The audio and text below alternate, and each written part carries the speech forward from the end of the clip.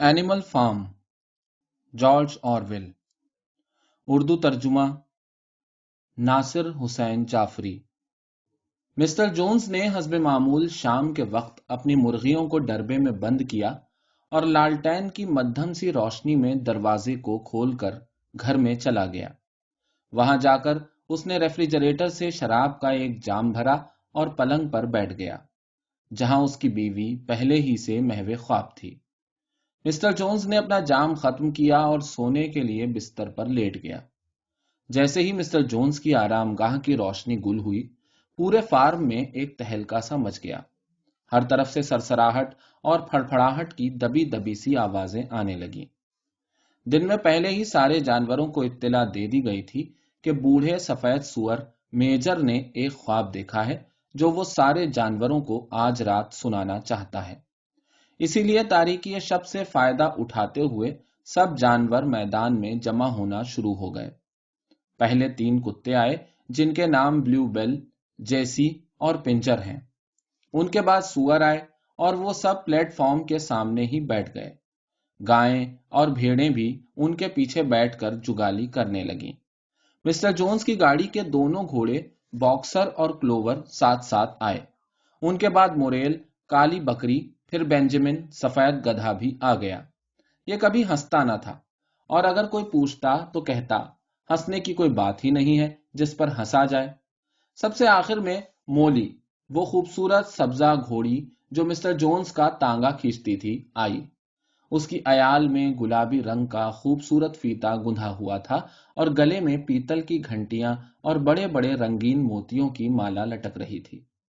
फिर बिल्ली भी आ गई, जो बॉक्सर और क्लोवर के पैरों के दरमियान एक नर्म गोशा तलाश करके बैठकर खरर खरर करने लगी।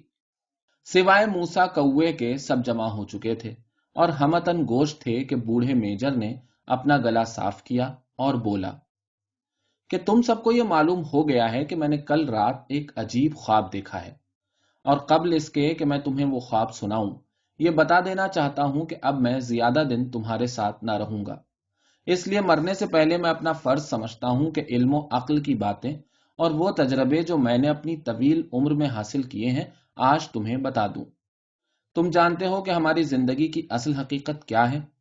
इस अम्र से कौन इनकार कर सकता है कि हमारी जिंदगियां बेहद तकलीफ दे, मेहनतों मशक्कत से भरी हुई, दुश्वार और बहुत मुख्तसर होती हैं। हम पैदा होते हैं, लेकिन हमें सिर्फ उतनी ही खुराक दी जाती है कि बस जिंदा रहें।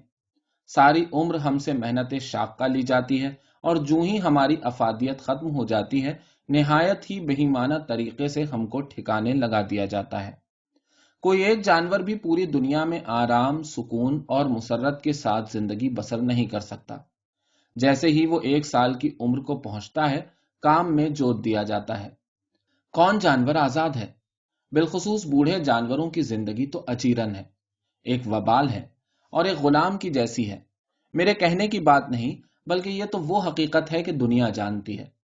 क्या पूरी कायनात में यही निजाम कुदरत रायज है, या सिर्फ हम हैवानों पर ही ये जुल्म और ये ताद्दी है, और हम ही इस कदर मुसीबत ज़दा, महकूम और मजलूम हैं? ऐसी तो रज़ाए रब्बुल आलमीन नहीं हो सकती। मेरे साथियों, मेरे भाइयों और मेरी बहनों, ऐसा नहीं है, हरगिज ऐसा नहीं है। हमारे मुल्क की सरजमीन तो बहुत ही जरखेज है। उसकी आबो हवा निहायत खुशगवार है, और यह मुल्क ऐसा है कि जिसमें बेशुमार जानवरों के लिए खुराक पैदा हो सकती है। सिर्फ हमारा एक फार्म ही 1 दर्जन घोड़ों, 50 गायों और सैकड़ों भेड़ बकरियों की कफालत के लिए काफी हो सकता है। तो हमको ये तकलीफ दे जिंदगी क्यों गुजारनी पड़ती है?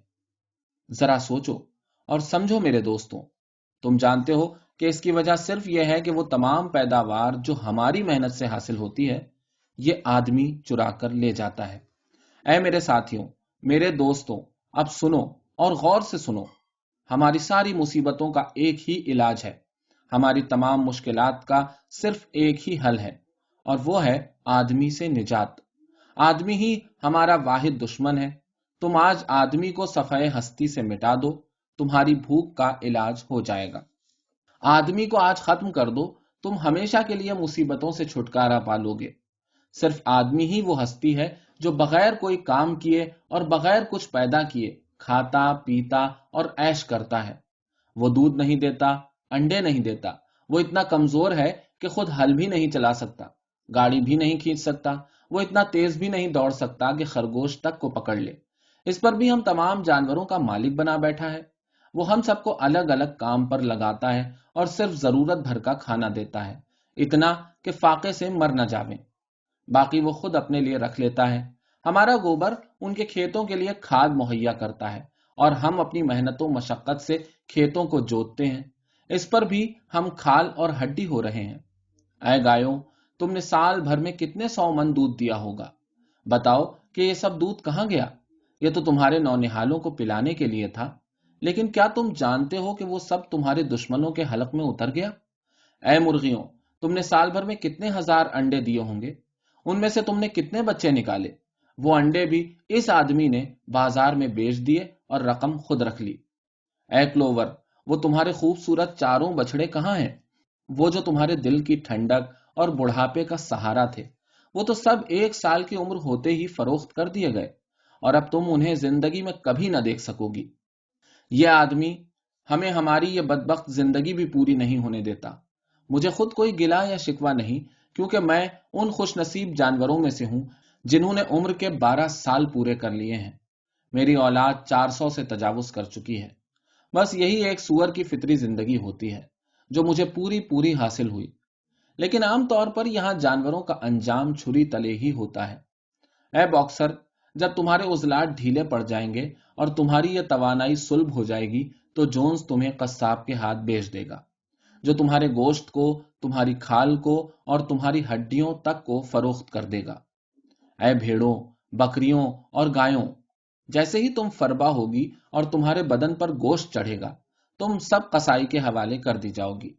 اے نوجوانوں جو آج میرے سامنے بیٹھے ہوئے ہو، غور سے سنو۔ ذرا سوچو کہ 1 سال کے اندر ہی تم جوئے کے بوجھ سے چیخیں مارنے لگو گے۔ اور اے کتو، سنو، جب تم بوڑھے ہو جاؤ گے، تمہارے دانت گر جائیں گے اور تم دوڑ نہ سکو گے، تو جونز تمہاری گردن میں پتھر باندھ کر پوکھر میں ڈبو دے گا۔ اے میرے دوستوں اور اے میرے عزیزوں، کیا یہ روز روشن کی طرح عیاں نہیں ہے کہ ہماری زندگی کی تمام تلخیاں اور دنیا کی ساری برائیاں صرف آدمی ہی کی خود غرضی، انانیت اور اس کی آمریت سے پیدا ہوتی ہیں؟ بس آدمی کو ناپید کر دو، تم شب بھر میں آزاد ہو جاؤ گے۔ ہماری محنت کی کمائی صرف ہماری ہی رہے گی، ہم مالدار اور خوشحال ہو جائیں گے۔ ہمیں کیا کرنا چاہیے یہ میں بتاتا ہوں، سنو۔ ہمیں چاہیے کہ ہم دن رات جان و دل کھپا کر آدمی کی نسل کو فنا کرنے میں لگ جائیں۔ میرے دوستوں اور ساتھیوں، آج یہی ایک پیغام ہے میرا تمہارے لیے، بس انقلاب۔ مجھے نہیں معلوم کہ یہ انقلاب کب آئے گا، کل، 1 ہفتے میں، 1 سال میں یا 100 سال میں۔ مجھے اس کا پورا یقین ہے، بالکل ایسے ہی جیسے یہ سبز گھاس میرے پیروں تلے ہے، کہ یہ انقلاب آئے گا ضرور، جلد یا بدیر یہ انقلاب آئے گا اور ضرور آئے گا۔ تمہارا فرض اب یہ ہے کہ اپنی باقی ماندہ زندگی کی تمام تر توجہ تم صرف اس پر ہی مرکوز کر دو۔ میرے پیارے دوستوں، میرے عزیزوں، میرا یہ پیغام تم ان تک ضرور پہنچا دینا جو تمہارے بعد آئیں گے، تاکہ آنے والی نسلیں یہ جد و جہد جاری رکھیں اور خدا کرے وہ کامیابی سے ہمکنار ہوں۔ اے میرے عزیزوں، دیکھو، یہ تمہارا جذبہ کبھی ماند نہ پڑنے پائے، کسی کی بات یا کوئی بحث تمہیں گمراہ نہ کرنے پائے، اور اگر کسی نے کہا بھی کہ آدمی اور جانور کا نسب العین تو ایک ہی ہے، تو اس کی بات ہرگز نہ سننا۔ یہ کہنا کہ جانوروں کی خوشحالی آدمیوں کی خوشحالی سے وابستہ ہے، یہ محض ایک فریب ہے، دھوکہ اور جھوٹ ہے۔ آدمی سوائے اپنے کسی اور کے حالات سے ہرگز دلچسپی نہیں رکھتا۔ آج سے ہم سب جانوروں میں مکمل اتحاد اور یکجہتی کا مظاہرہ ہونا چاہیے۔ سارے آدمی ہمارے دشمن اور تمام جانور ہمارے دوست ہیں۔ 2 پیر رکھنے والا ہمارا دشمن ہے اور جس کے 4 پیر ہیں وہی ہمارا دوست ہے۔ یہ بھی یاد رکھنا کہ کبھی بھی آدمی کی نقل نہ کرنا، اس جیسی اپنی شکل نہ بنانا، اور جب بھی تم اس پر فتح پالو تو اس کے گناہوں کو نہ اپنانا۔ شراب کبھی نہ پینا، تمباکو بھی نہ پینا، نہ کھانا، کپڑے نہ پہننا اور نہ پلنگ پر کبھی سونا، نہ مکانوں میں ان کی طرح رہنا، نہ پیسے کو ہاتھ لگانا، نہ کسی تجارت یا کاروبار میں ملوث ہونا۔ دیکھو، آدمی کی یہ تمام حرکتیں گناہ کبیرہ ہیں۔ اور ہاں، یاد رکھنا، میجر نے کہا، سب سے بڑی بات یہ ہے کہ کوئی جانور کسی جانور پر کبھی جبر نہ کرے. کمزور اور طاقتور، عقل مند اور بے وقوف، چالاک اور گاؤدی، سب جانور بھائی بھائی ہیں. ہم سب جانور ایک قوم ہیں. اتنا کہنے کے بعد بوڑھے میجر نے کہا، لو اب وہ خواب سنو جو میں نے کل رات دیکھا تھا. یہ خواب ایسا ہے کہ بیان نہیں کیا جا سکتا. یہ خواب ہے اس سرزمین کا جو آدمی کے فنا ہونے کے بعد ہی نظر آئے گی. البتہ اس خواب نے مجھے وہ سب کچھ ضرور یاد دلا دیا جس کو میں خود بھول چکا تھا. یہ بڑی پرانی بات ہے جب میں خود ایک چھوٹا بچہ تھا. میری ماں اور دوسرے سور ایک ساتھ مل کر ایک گانا گایا کرتے تھے جس کی دھن اور شروع کے 3 بول ہی انہیں یاد رہ گئے تھے، اور وہ بار بار صرف انہی کو دہراتے رہتے تھے. اپنے ایام طفلی میں مجھے وہ دھن خوب آتی تھی اور وہ بول بھی یاد تھے، لیکن اب اتنی مدت گزر جانے کے بعد وہ سب باتیں اور یادیں میرے ذہن سے مٹ چکی تھیں. لیکن کل رات کے خواب میں وہ سب کچھ دیکھ لیا. ان سب باتوں کی یاد آوری ہو گئی، اور تو اور مجھے اس گیت کے بول بھی یاد آ گئے، بالکل وہی جو میرے بچپن میں سارے جانور مل کر گایا کرتے تھے اور جو صدیوں سے سینہ بسینہ ہم تک پہنچے ہیں. اے میرے عزیزوں، وہی نغمہ آج میں تمہیں سناؤں گا. گو میں اب بہت بوڑھا ہو چکا ہوں، میری آواز بھی کافی کمزور ہو گئی ہے، لیکن جب میں تمہیں یہ بول اور یہ دھن سکھا دوں گا تو تم سب مل کر اسے بخوبی گالو گے. وہ بول یہ ہیں: جانور انگلستان کے، رہبر انگلستان کے. گو میجر کی آواز میں ارتعاش تھا اور وہ بھرا رہی تھی، پھر بھی یہ بول اس نے ایسی مدھر دھن اور پرسوز آواز سے گائے کہ سننے والوں کے دل ہل گئے. اس مختصر نغمے نے سب جانوروں کو جذبات کے گہرے دھارے پر ڈال دیا، اور قبل اس کے کہ میجر ان بولوں کو پھر دہراتا، وہ سب کے سب خود بخود گانے لگ پڑے. حد تو یہ ہے کہ احمق ترین جانور بھی اس دھن کے ساتھ چند بول گانے لگ گئے، اور جو ہوشیار جانور تھے جیسے سور اور کتے، تو انہوں نے تو چند لمحوں میں ہی سارا نغمہ حفظ کر لیا. پھر تو سارا فارم چیخ اٹھا، تو حیواں ہے، حیواں لیگ میں آ، قوم کے خادم لیگ میں آ، قوم کی خاطر لیگ میں آ، جانور انگلستان کے، رہبر انگلستان کے. ایسا زبردست شور ہوا کہ کان پھٹنے لگے. مسٹر جونز ہڑبڑا کر جاگا. بغیر سوچے سمجھے اس نے بندوق اٹھا کر ہوائی فائر کر دیا، اور سارے چھرے باڑے کی دیوار میں پیوست ہو گئے، اور جانوروں کی میٹنگ بھی ختم ہو گئی. اس کے تیسرے روز ہی میجر کا انتقال ہو گیا. میجر کی تقریر نے ہوشیار اور سمجھدار جانوروں کو ایک نئی راہ دکھائی، انہیں جینے کا راستہ بتایا، انہیں باعزت زندگی گزارنے کا سبق دیا، انہیں صدیوں کی غلامی سے نجات کا طریقہ سکھایا. وہ نہ جانتے تھے کہ میجر کا قومی انقلاب کب آئے گا اور اس کی پیشین گوئی کب پوری ہوگی.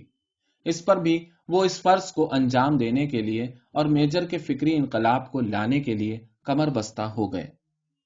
ہوا یوں کہ اس پوری تنظیم کا کام فطری طور پر سوروں کے کاندھوں پر رکھا گیا، کیونکہ وہی سارے جانوروں میں صاحب علم و دانش، ہوشیار، سلیقہ مند، فعال اور تجربہ کار سمجھے جاتے تھے.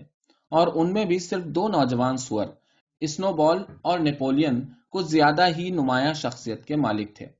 نیپولین قد آور، جسیم اور ذرا خوفناک جثے کا مالک تھا. باتیں کم کرتا تھا لیکن اپنی انفرادیت لیے ہوئے تھا. اسنو بال نیپولین کے مقابلے میں زیادہ چالاک، گفتگو میں تیز ترار، باعمل اور معجد قسم کی صفت رکھتا تھا. البتہ کردار میں وہ نیپولین سے برتر نہ تھا. ایک سور اور تھا، اسکوائلر، بڑے بڑے گول گول گالوں والا، چمکدار آنکھیں، نازک اندام، تیز گرجدار آواز، بلا کا مقرر اور ذہین. وہ وقت کی نبض کو خوب سمجھتا تھا، جیسا موقع دیکھتا ویسا ہی کرتا اور کہتا. صحیح معنوں میں وہ موقع پرست اور ابن الوقت تھا. جب وہ کسی مشکل مسئلے پر گفتگو کرتا تو ادھر ادھر دیکھتا اور اپنی دم یوں ہلاتا کہ دیکھنے والے مروب ہو جاتے اور کہتے کہ اسکوائلر اپنی تقریر سے سیاہ کو سفید اور سفید کو سیاہ کر سکتا ہے. ان تینوں سوروں نے مل کر بوڑھے میجر کے خواب کو راہ عمل میں بدلنے کا عزم محکم کر لیا. اس لیے اس خیال کو انہوں نے جانور پن کا نام دیا اور اس کو اپنانے، شہرت دینے اور عام کرنے کا بیڑا اٹھایا. چنانچہ جب رات کے وقت مسٹر اور مسز جونز سو جاتے تو سارے جانور مل کر خفیہ اجلاس کرتے اور حیوانیت کے خیال کو دوسرے جانوروں کو ذہن نشین کراتے۔ وہ کچھ جانور ایسے بھی تھے جو مسٹر جونز سے وفاداری کو اپنا فرض سمجھتے تھے۔ وہ اسی کو اپنا مالک، آقا اور ان داتا مانتے تھے اور کہتے تھے کہ اگر جونز نہ رہا تو وہ بھوکے مر جائیں گے۔ کچھ جانور کہتے کہ ہم ایسے انقلاب کے بارے میں کیوں سوچیں اور مصیبتیں اٹھائیں جو شاید اس وقت آئے کہ جب ہم خود ہی نہ ہوں گے۔ بعض کا خیال تھا کہ انقلاب آنا ہے تو بہرحال آئے گا، ہم اس کے لیے کچھ کریں یا نہ کریں، سب برابر ہے۔ مولوی سفید گھوڑی نے سوال کیا کہ کیا میں انقلاب کے بعد بھی اپنی عیال میں سنہری گوٹا باندھا کروں گی؟ اسنو بال نے اسے سمجھایا کہ یہ سب غلامی کی نشانیاں ہیں اور آزادی کے بعد ہمیں یہ ہرگز نہ اپنانی چاہیے۔ البتہ دو گھوڑے، باکسر اور کلوور، نہایت ہی انقلابی اور آزادی کے متوالے ثابت ہوئے۔ ایک بار انقلاب اور آزادی کا مطلب سمجھ لینے کے بعد جب انہوں نے سوروں کو اپنا رہبر اور قائد مان لیا تو جو کچھ ان سے کہا جاتا اس پر آمنا و صدقنا کہتے، خفیہ مجلسوں میں برابر شریک ہوتے اور دوسرے جانوروں کو بھی برابر سمجھاتے رہتے۔ قومی ترانے میں بھی وہ دونوں ہمیشہ پیش پیش رہتے۔ ایک زمانے میں مسٹر جونز نہایت سلیقہ مند اور محنتی کسان تھا، خود بے حد محنت سے کام کرتا اور ایسے ہی ملازموں سے بھی کام لیتا تھا، لیکن کچھ عرصے سے مقدمے بازی میں ملوث ہو کر اس نے کافی روپیہ برباد کر دیا۔ غالباً اب اس کے برے دن آ رہے تھے۔ وہ کچھ زیادہ ہی تند مزاج بھی ہو گیا تھا، ہر لمحہ دل برداشتہ سا رہتا، سارا دن بس ایک ہی کرسی پر بیٹھا رہتا، شراب پیتا اور اخبار پڑھتا رہتا۔ کبھی کبھار روٹی کے ٹکڑے شراب میں بھگو کر موسیٰ کوے کو کھلاتا رہتا۔ اس کے ملازم اور کارندے سست اور بے ایمان ہو گئے تھے، کھیت ویران پڑے تھے، گھاس بڑھ گئی تھی، عمارتوں کی چھتیں بھی بیٹھنے لگی تھیں، جانوروں کے لیے چارے کی قلت ہو گئی۔ جون کا مہینہ آیا، کھیتوں کی کٹائی کے دن تھے کہ ایک روز وہ شہر ویلنگٹن گیا، وہاں شراب خانے میں جا کر اتنی پی کہ مدہوش ہو گیا، اور دوسرے روز اتوار کی دوپہر تک گھر نہ لوٹا۔ اس کے آدمی گایوں کو بغیر دوہے خرگوش کے شکار کا پروگرام بنا کر چلے گئے۔ انہوں نے جانوروں کو چارہ تک نہ ڈالا، نہ دانا دیا، اور جب مسٹر جونز گھر لوٹا تو آتے ہی ڈائننگ روم کے ایک صوفے پر جا کر پڑ گیا اور نیوز آف دی ورلڈ سے اپنا منہ ڈھانپ کر سو گیا، یہاں تک کہ شام ہو گئی۔ جانور اب اس سے زیادہ بھوک اور پیاس برداشت نہ کر سکے۔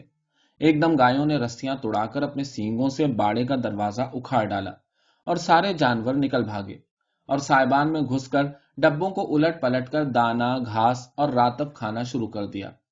اینڈ اسی وقت مسٹر جونز کی آنکھ کھل گئی۔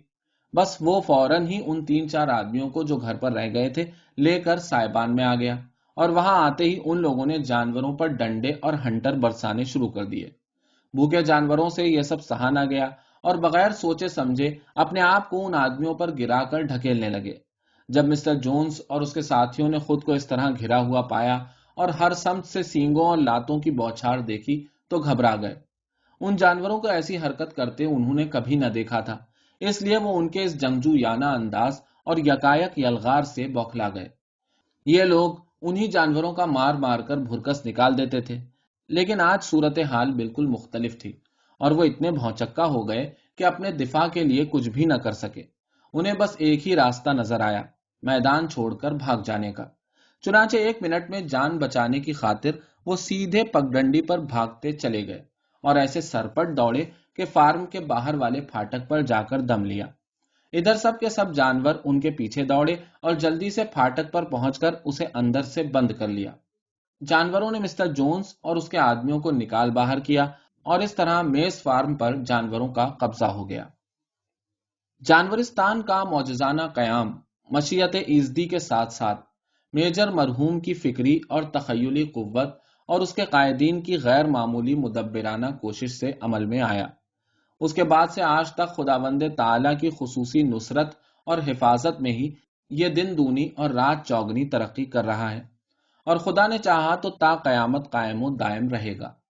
اس جانورستان کی خصوصی حفاظت خدائی تدبیر کی اہم کڑی ہے تاکہ حیوانیت کو عالمی غلبہ حاصل ہو سکے۔ یہی حیوانیت کا قلعہ ہے۔ اس فلسفے اور نظریے کے 2 اجزاء ہیں، اول یہ کہ حیوانیت بالآخر پوری دنیا پر غالب آ کر رہے گی، اور دوم یہ کہ حیوانیت کے اس عالمی غلبے میں اس جانورستان ہی کو نہایت اہم اور فیصلہ کن کردار ادا کرنا ہوگا۔ اور یہی گویا اس جانورستان کی تقدیر ہے۔ اس ضمن میں گمان اور قیاس کا معاملہ صرف اس بات تک محدود ہے کہ ایسا کب ہوگا، لیکن یہ یقینی ہے کہ حیوانیت کے عالمی غلبے کا نقطہ آغاز یہی سرزمین بنے گی جس کا نام جانورستان ہے۔ میرے ختن کو آئی ٹھنڈی ہوا جہاں سے، میرا وطن وہی ہے، میرا وطن وہی ہے۔ شروع میں خود جانوروں کو اپنی اس خوش نصیبی پر یقین نہ آیا کہ وہ اس فارم کے مالک ہو گئے ہیں اور ان کا اپنا ایک چھوٹا سا آزاد وطن بن گیا ہے۔ چنانچہ پہلا کام انہوں نے یہ کیا کہ سب نے مل کر پورے فارم کا ایک چکر لگایا، مبادا کوئی آدمی کہیں چھپا بیٹھا ہو۔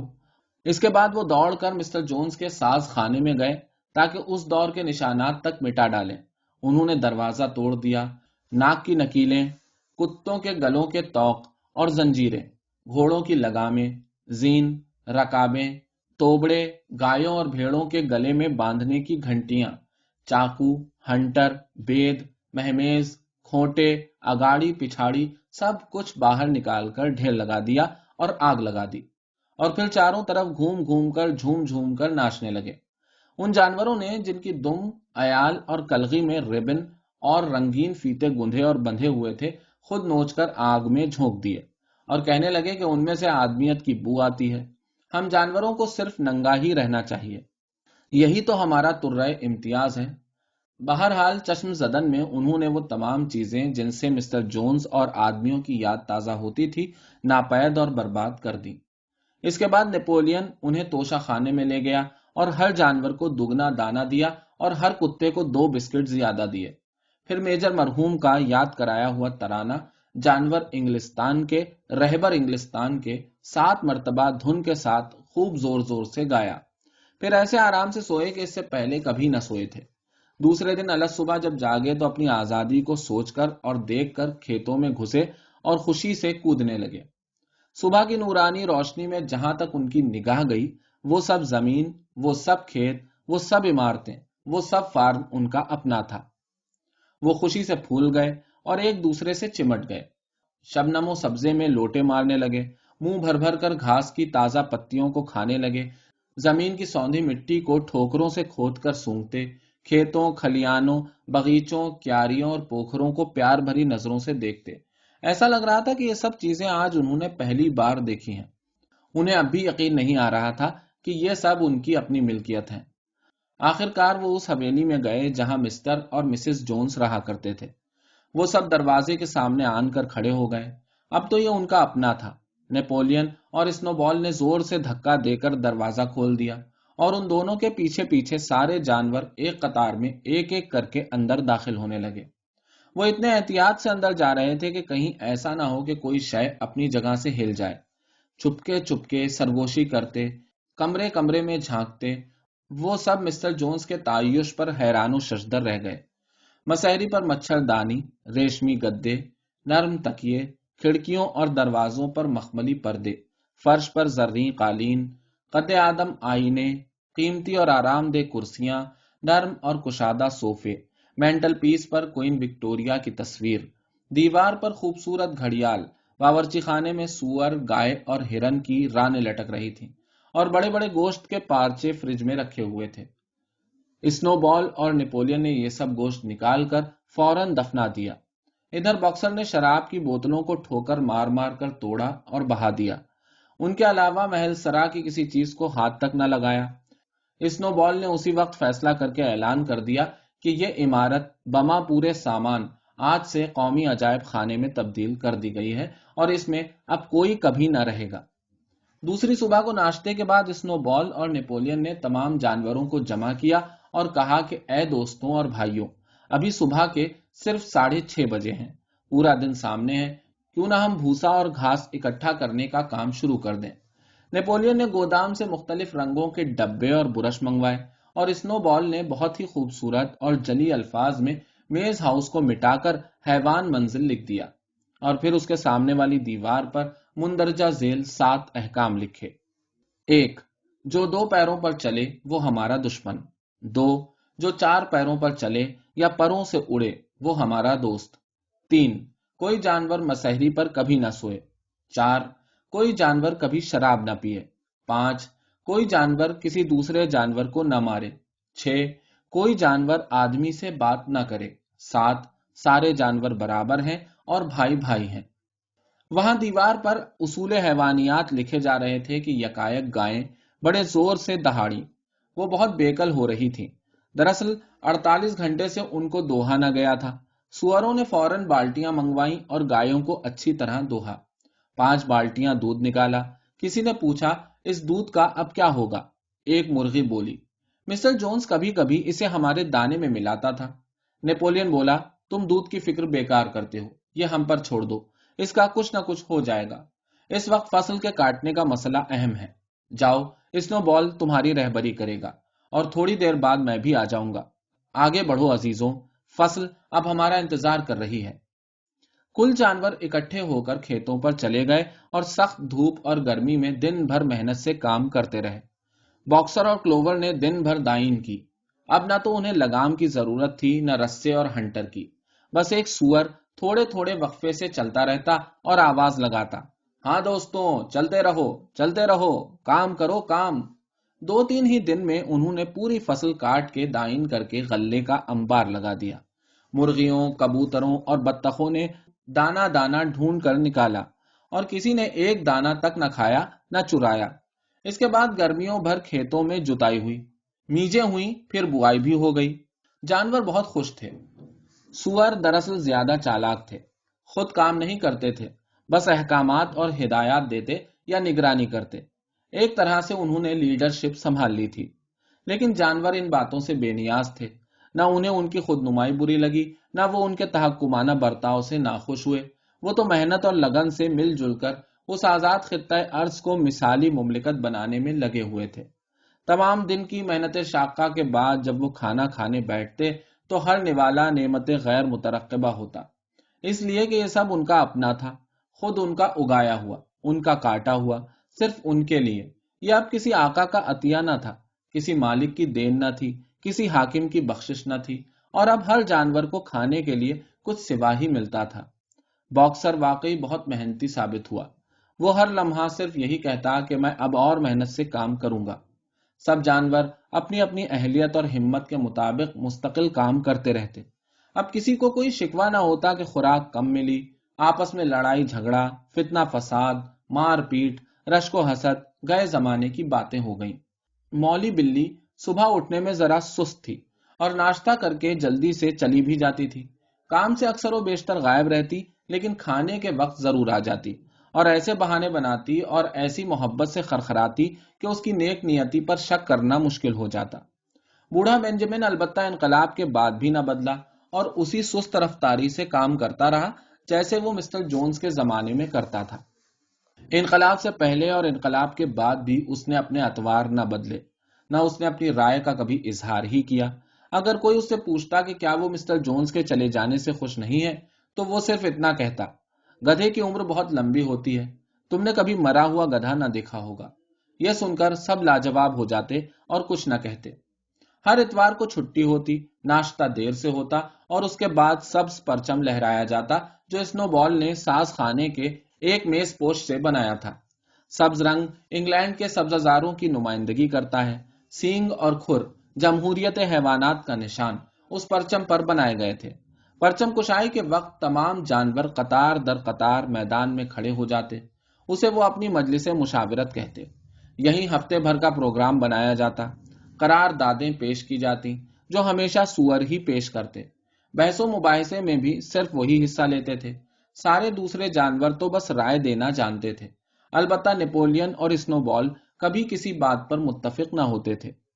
جارج برنارڈ شاہ نے کیا سچی بات کہی ہے کہ جب دو آدمی کسی اختلاف اور بحث کے بغیر ایک مسئلے پر متفق ہو جائیں تو وہ دونوں احمق ہیں۔ ذرا ذرا سی باتوں پر زبردست مباحثے ہوتے، 3 دن گزر جاتے اور آخر وہ کثرت رائے ہی سے منظور ہوتے جس میں سارے جانور حصہ لیتے۔ مثلاً جانوروں کی پینشن کی عمر کی حد مقرر کرنے کے لیے سوروں نے پورے 8 دن تک بحث کی، پھر رائے شماری سے ہی معاملہ طے پایا۔ ایسی تمام مجلسیں قومی ترانوں پر ختم ہوتی، شام بالعموم سیر و تفریح، مشاعروں یا دعوتوں میں گزرتی۔ سوروں نے توشے خانے اور زین خانے میں اپنے دفاتر بنا لیے، جہاں کمہار، बढ़ई, लोहार और दूसरे पेशा वराना हुनर की बातें उन किताबों से पढ़ते और सीखते जो वो मिस्टर जोन्स की लाइब्रेरी से लेकर आए थे। स्नोबॉल अपना वक्त बिलमूम दूसरे जानवरों को मुनज्जम करने में गुजारता। उसने मुख्तलिफ जानवरों के लिए अलग अलग सोसाइटियां और कमेटियां बनाई। मसलन अंडा दहिंदगान सोसाइटी मुर्गियों के लिए, साफ दुम लीग गायों के लिए, अंजुमन तालीम बालिगान खरगोशों के लिए, सफेद ऊन कमेटी भेड़ों के लिए, तालीम इत्फाल कमेटी चूहों के लिए। उनमें से अंजुमन तालीम बालिगान सबसे ज्यादा कामयाब रही। चंद माह के अरसे में मौसम सरमा से पहले फार्म का तकरीबन हर जानवर लिखना पढ़ना सीख गया। बकौल कसे कयाम जानवरिस्तान के वक्त मुल्क में खानदगी का तनासुब 15-16% था। लेकिन ये 2 दिन में क्या माजरा हो गया कि जंगल का जंगल हरा हो गया। अब हमें मालूम हुआ कि जो दस्तखत कर लेते हैं, और वो भी जो जानते हैं कि मुल्क के जुनूब में लंदन है और मुल्क के शुमाल में ग्लासगो है, ख्वांदा कहलाए जा सकते हैं। ये 92% हो गए। अगर कोई पूछे कि इतने पढ़े लिखे कहां से टपक पड़े, तो उनको बताया जाए कि उनका इम्तिहान ले लीजिए, उनसे पूछ लीजिए कि उनका नाम क्या है। ठीक ठीक ना बता दें तो हमारा जिम्मा। रहे बाकी 8%, तो वो गूं गां करने वाले बच्चे हैं जो बता नहीं सकते कि उन्हें कब भूख लगती है, मगर उन्हें पता चल जाता है कि उन्हें भूख लगी है, चुनाचे वो रोने लगते हैं। यही रोना उनकी ख्वांदगी का सबूत है। लेकिन हम अज़राह एहतियात उन्हें ख्वांदा हजरात में शामिल नहीं कर रहे हैं। अब रही सुअरों की बात, वो तो पहले ही बहुत पढ़े लिखे थे और इसीलिए वो हुकूमत के हर मामले और हर महकमे में पेश पेश थे। कुत्तों ने भी खासा पढ़ लिया था, लेकिन वो अब मजीद पढ़ना नहीं चाहते थे। वो तो बस फौज में भर्ती के ख्वाहां थे, क्योंकि उन्हें वतन के दिफा की फिक्र मारे डाल रही थी, और नजरियाती सरहदों की निगहदाश्त और मुल्क के सरबराह की हिफाजत वो अपना फर्ज अव्वलीन समझते थे। बेंजामिन गधा उतना ही अच्छा पढ़ लेता था जितना सुअर, लेकिन ना वो कभी अपनी सलाहियतों को बरूए कार लाया और ना उसको सुअरों ने मौका ही दिया। लिहाजा उसने ये कह दिया कि कुछ पढ़ने वाली बात है ही नहीं जिसे पढ़ा जाए। क्लोवर ने सारे हरूफ तहज्जी याद जरूर कर लिए थे, लेकिन वो उन्हें मिलाकर अल्फाज नहीं बना पाती थी। बॉक्सर हर्फ ते से आगे न पढ़ सका। बड़ी कोशिश से वो जीम चे हे खे याद करता, लेकिन फौरन ही भूल जाता। आखिरकार वो सिर्फ 4 हरूफ पर ही इक्तिफा कर बैठा। मौली ने सिर्फ वो हरूफ याद किए जिनसे उसका नाम बनता था। दूसरे सादा और कम समझ जानवर, मसलन भेड़ें, मुर्गियां और बत्तखों को तो पूरे 7 अहकाम भी याद न हुए। वो यूं ही रह गए, बस खालिस अवाम। अपने अवाम की खुशनूदी और बहबूदी की खातिर स्नोबॉल ने आखिरश तय कर दिया कि 7 अहकाम को मुख्तसर बना दिया जाए और उनको सिर्फ एक जुमले में मुंतकिल कर दिया। हैं 4 पैर अच्छे, 2 पैर हैं खराब। और दलील ये पेश की कि इस एक जुमले से हैवानियत की रूह नुमाया है, और जो जानवर भी सिर्फ इसी जुमले को मजबूती से पकड़े रहेगा हरगिज गुमराह न होगा, और उस पर बुए आदमियत का कभी असर न होगा। उसने कहा कि चिड़ियों के परों को पैर समझना चाहिए, जबकि आदमी की मखसूस पहचान उसके हाथ होते हैं। ये उसके ऐसे हथियार हैं जिनसे वो दुनिया भर के गुनाह करते हैं। सादा लौह जानवर स्नोबॉल के जू मानी और सकील अल्फाज को तो ना समझ सके, लेकिन उसके इस जवाब को बिला हीलो हुज्जत कबूल कर लिया। बिलखुसूस भेड़ों को यह नारा बेहद पसंद आया और उन सब ने इसे फौरन याद कर लिया, और जब वो खेतों में जाकर लेटती तो सब मिलकर यही गाती, हैं 4 पैर अच्छे, 2 पैर हैं खराब। अलबत्ता नेपोलियन ने स्नोबॉल की बनाई हुई सोसाइटीज और एसोसिएशन में दिलचस्पी का इजहार बिल्कुल न किया। वो कहता था कि हमें अपनी इस मुमलिकत में तालीम बालिगान की बजाय तालीम इत्फाल पर ज्यादा तवज्जो देनी चाहिए, इसलिए कि हमारे वतन का मुस्तकबिल इस नई नस्ल पर मबनी है। उसने मजीद कहा कि किसी मुल्क और कौम की फलाह और बका का राज उसकी तालीमी, समाजी, मुआशी और सियासी तरक्की में पिन्हा है, और सिर्फ इसी मकसद के हुसूल के लिए मैंने और मेरे रफका ने, जो खुद तुम्हारे ही मुंतखब करदा हैं, हैवानियत के उसूलों पर कारबंद होने का तहैया कर लिया है। उसने ये भी कहा कि तर्ज हुकूमत को गो जमहूरी बना दिया गया है, लेकिन हमारी कौम में असल हैवानियत पूरी तरह नाफिज नहीं हो सकी है, और अभी यह हैवानी जमहूरियत नामुकम्मल है, और यह मेरी कमजोरी है, मैं एतराफ करता हूं। मैं हक को हाजिर व नाजिर जानकर कहता हूं कि मैंने इसके लिए बेहद कोशिश भी की है, लेकिन हमारी कौम में वो सलाहियत ही नहीं है जिसकी बिना पर मुकम्मल हैवानियत का निफाज हो सके। اسی زمانے میں جیسی اور بلیو بیل دو کتیوں نے 11 پلے پیدا کیے، اور جو ہی ان پلوں نے آنکھ کھولی، نیپولین نے انہیں ان کی ماؤں سے لے لیا اور کہا کہ وہ ذاتی طور پر خود اپنی جیب خاص سے ان کی دیکھ بھال اور تعلیم و تربیت کا انتظام کرے گا۔ یہاں جانوروں میں چیمے گوئیاں شروع ہوئیں کہ اتنا دودھ کہاں جاتا ہے اور اتنے ڈھیر کے ڈھیر سیب کیسے غائب ہو جاتے ہیں۔ جب یہ افواہ نیپولین اور اسنو بال تک پہنچی تو ان دونوں نے مل کر مشورہ کیا اور اسکوائلر کو بلا کر اس کام پر مقرر کیا کہ وہ اس صورتحال کو مزید بگڑنے سے روکے۔ چنانچہ شام کے وقت اسکوائلر نے تمام جانوروں کو سائبان میں جمع کیا اور نہایت ہی پراسر تقریر کی اور کہا کہ اے میرے دوستوں، عزیزوں اور اے قوم کے بہی خواہوں، ذرا سوچو اور غور کرو کہ میں کیا کہتا ہوں۔ ہمیں اپنے وطن کے دفاع اور اپنی قوم کے ایک ایک فرد کی حفاظت کے لیے ہر لمحہ تیار رہنا پڑتا ہے۔ ملکی انتظام اور قومی معاملات کو مناسب اور بہتر طریقے سے انجام دینے کے لیے ہمیں دماغ سوزی اور سخت محنت بھی کرنا پڑتی ہے۔ صرف دودھ اور سیب اس کا نعم البدل نہیں ہو سکتے۔ یہ ہم اپنی خواہش اور پسندیدگی کی وجہ سے نہیں کھاتے۔ ہاں، چونکہ سیبوں میں کچھ اجزاء سوروں کی تندرستی اور ان کے قبا کی مضبوطی کے لیے بہت ہی مفید ہیں، اس لیے ہمیں یہ کھانے پڑتے ہیں، ورنہ یہ ہمیں پسند بھی نہیں ہے، نہ ہمیں ان کا ذائقہ اچھا لگتا ہے۔ اگر ہم سب سور اپنے فرائض کی انجام دہی میں غفلت اور کوتاہی کریں، سستی کریں یا بالفرض محال ناکام ہو جاویں تو نہ جانے کیا ہو سکتا ہے مسٹر جونز پھر واپس آ جائے۔ پھر اسکوائلر نے اپنی دم اٹھائی، کان کھڑے کیے اور کنکھیوں سے ادھر ادھر دیکھ کر بولا، مجھے تو یقین کامل ہے کہ تم میں سے کوئی ایک بھی ایسا نہیں ہے جو مسٹر جونز کو یہاں دوبارہ دیکھنا پسند کرے گا۔ بس یہی ایک ایسا نکتہ تھا اور یہی وہ دکھتی رگ تھی جس کو اسکوائلر نے پکڑ لیا تھا۔ سارے جانوروں پر لرزہ طاری ہو گیا اور موت کا سا سناٹا چھا گیا۔ کوئی بھی کچھ نہ بول سکا، کیونکہ وہ ہرگز ہرگز نہیں چاہتے تھے کہ مسٹر جونز واپس آ جائے، اور اس کے لیے سوروں کو تندرست، توانا، مضبوط رکھنا از بس ضروری تھا۔ چنانچہ بغیر کسی ہیل و حجت اور بحث مباحثہ کثرت رائے سے اسی وقت طے ہو گیا کہ دودھ اور سیب صرف سوروں کے کھانے کے لیے رکھے جایا کریں۔ اصل میں اس جانورستان کے دو پڑوسی تھے۔ ایک فاکس ووڈ فارم کہلاتا تھا، جس کا مالک مسٹر پلنگٹن تھا۔ وہ نہایت شریف اور تناسان قسم کا زمیندار تھا۔ اس کا زیادہ وقت مچھلی کے شکار میں گزرتا، کھیتی باڑی سے اس کو لگاؤ نہیں رہ گیا تھا۔ دوسرا پنچ فیلڈ فارم قدرے چھوٹا تھا اور اس کا مالک مسٹر فریڈرک بہت چالاک آدمی تھا، سودا طے کرنے میں بے مثل اور مقدمے بازی میں طاق، اور یہ دونوں زمیندار ایک دوسرے کے جانی دشمن تھے۔ لیکن ایک مسئلے پر وہ دونوں ہم خیال ہو جاتے تھے کہ کہیں ایسا نہ ہو کہ خود ان کے جانور یہ جان لیں کہ میز فارم میں کیا ہوا ہے۔ وہ دونوں ہی میز فارم کے جانوروں کا مذاق بھی اڑاتے تھے اور کہتے تھے کہ یہ خود کار نظام جلد ہی درہم برہم ہو جائے گا۔ یہ جانور آپس میں لڑنے لگیں گے اور جیسے جیسے وقت گزرے گا وہ ناکام ہو کر فاقے کرنے لگیں گے اور آخر کار ہار مان ہی لیں گے۔